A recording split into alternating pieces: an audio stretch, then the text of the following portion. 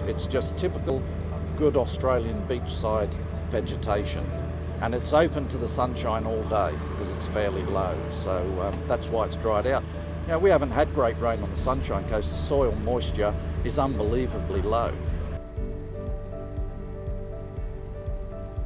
It's been very arduous, and everyone's working 12 to 13 hour shifts.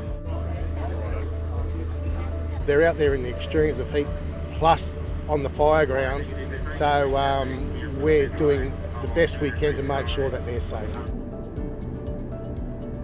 It's only when, on the advice of the fire service, that there is potential that we have a threat to the property or their life, that we will ask people to go and shelter elsewhere.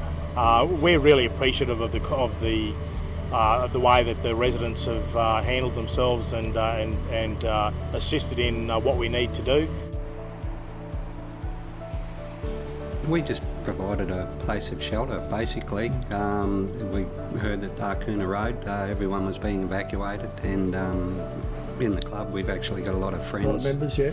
And a lot of members, family, that live out that way, and they're directly in the path of the fire. So, yeah, when we were asked if we could help, we said, yeah, we'll open the place up and they can come here.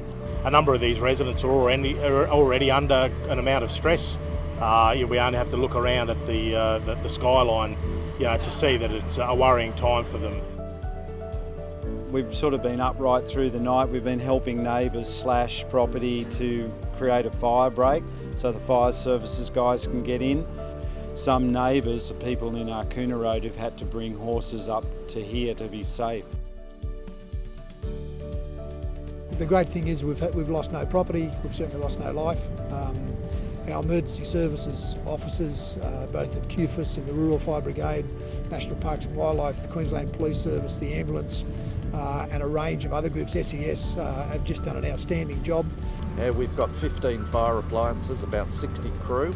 Now that crew, they're made up of SES, Queensland Parks and Fire and Emergency Service, with a heavy reliance on the work that volunteers are doing. They've a heavy reliance on volunteers in the area, and they're doing a great job. The council and the fire services, the police, have all been working together. It's great. Literally, they've been so great. I cannot speak highly enough. Yeah, that's good. They've all been so nice. They explain everything that they're doing. They don't, even just to come in the yard, is it okay? But quite a majority of them are volunteers. Yeah. They're volunteering their time. They've been volunteering their time for like 36 hours. Yeah. Ongoing shifts. Yeah, that's right. And yeah, what else could you ask for, really? No, not much for us. We were probably one of the lucky ones. Okay. Yeah. Thank you very much, mate. Thank you very much. Nice to meet you. Thank you. Well, it's been a pretty big ordeal round the clock, and we've had tremendous support from the emergency fire services and police and volunteers, so they've done an amazing job. Yeah, the communication's been excellent right through all the emergency services. I think every household's been visited. They've been documenting who's on site. When they've asked people to evacuate, they get all the names, phone numbers. It's very well coordinated. We have also managed the property where we've kept bush a safe distance from house and livestock and those key areas. We've been here just over a decade, and we always thought this was a possibility, but this day's finally come.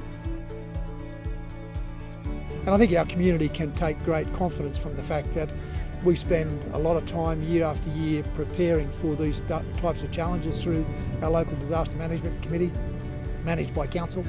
And when they arrive, the coordination is just of military precision.